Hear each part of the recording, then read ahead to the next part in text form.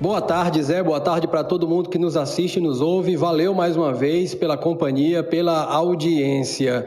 Vocês sabiam que a Lei Maria da Penha está completando 17 anos em 2023? É isso aí. Apesar dos avanços importantíssimos trazidos pela lei, ela ainda enfrenta alguns problemas com relação à desinformação, notícias falsas, fake news, enfim. E o desconhecimento também da própria lei, né? Eu trago hoje aqui uma ótima matéria assinada pela Letícia Mori na BBC Brasil, que traz alguns mitos sobre a Lei Maria da Penha. A lei entrou em vigor em 2006 como uma forma de melhorar a prevenção e o combate à violência doméstica.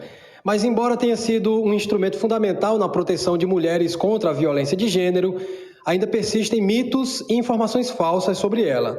Até 2006, casos de violência doméstica eram tratados na justiça como casos de menor potencial ofensivo, ou seja, as penas para agressores eram no máximo pagamento de multa ou trabalhos comunitários.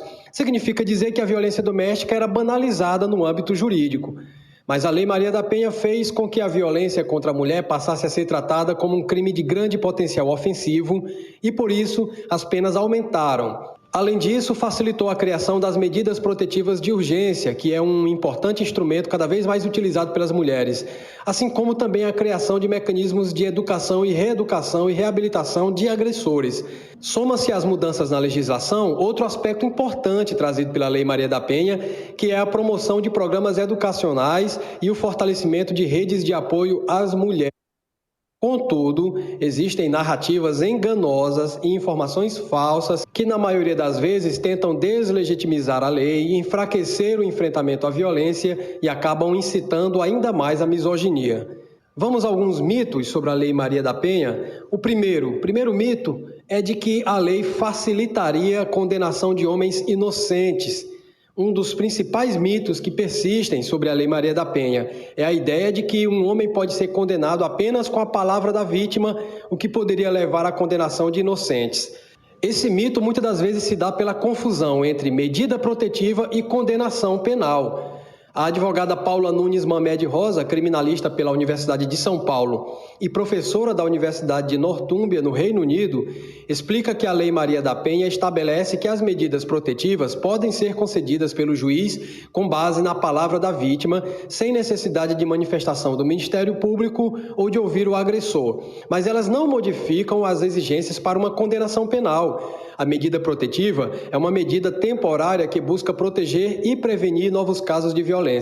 A condenação penal é uma resposta punitiva do Estado a um crime, portanto, passa por todos os trâmites jurídicos exigidos pela legislação. Outro mito é de que a aplicação da lei sempre resulta em prisão do agressor. Embora também trate da questão punitiva na justiça, a Lei Maria da Penha visa o combate à violência doméstica de forma mais ampla, incluindo o uso da educação e a reeducação dos agressores. Regina Célia, vice-presidente do Instituto Maria da Penha, esclarece que a lei é também pedagógica e não veio para desagregar famílias apenas punindo o agressor. O que enfraquece a família é a violência doméstica, diz a vice-presidente do Instituto.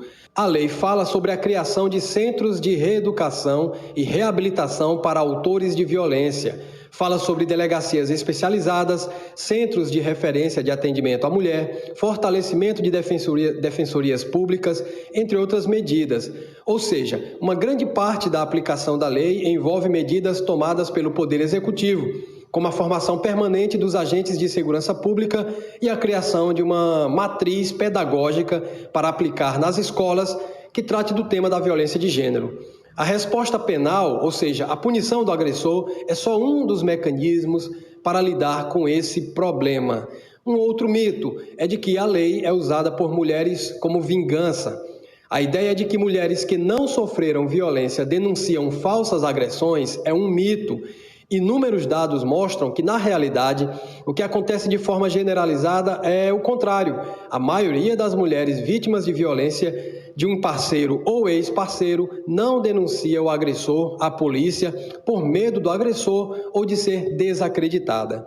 A pesquisa Vitimização das Mulheres no Brasil, de 2013, encomendada pelo Fórum Brasileiro de Segurança Pública, indicou que 45% das mulheres que haviam sofrido agressão no último ano ficaram caladas. 21,3% delas não acreditavam que a polícia iria oferecer solução e 14% não acreditavam que tinham provas suficientes. Uma pesquisa da Universidade Marquette, nos Estados Unidos, mostrou que a violência é tão naturalizada entre jovens mulheres que elas muitas vezes nem conseguem identificar que foram vítimas de um abuso. Um outro mito é de que a história do ex-marido de Maria da Penha Fernandes, que inspirou a lei, não foi ouvida. Para quem ainda não sabe, a Lei Maria da Penha foi batizada com esse nome em homenagem à brasileira Maria da Penha Fernandes, que ficou paraplégica após 2 tentativas de homicídio por parte do então marido.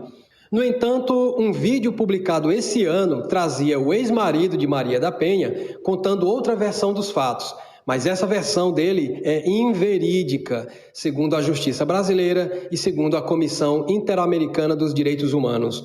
O que aconteceu foi que, após inúmeros episódios de violência doméstica, o ex-marido deu um tiro na coluna que deixou Maria da Penha paraplégica.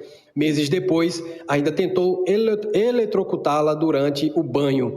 Os crimes aconteceram em 1983 e Maria da Penha passou 19 anos apresentando inúmeras provas à Justiça Brasileira que comprovavam a tentativa de homicídio, mas a Justiça só condenou o ex-marido dela em 2002.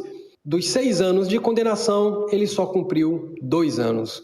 O caso foi apresentado em 2001 à Comissão Interamericana de Direitos Humanos, que condenou o Estado brasileiro por negligência e fez uma série de recomendações para evitar que outras brasileiras sofram tragédias como a de Maria da Penha Fernandes.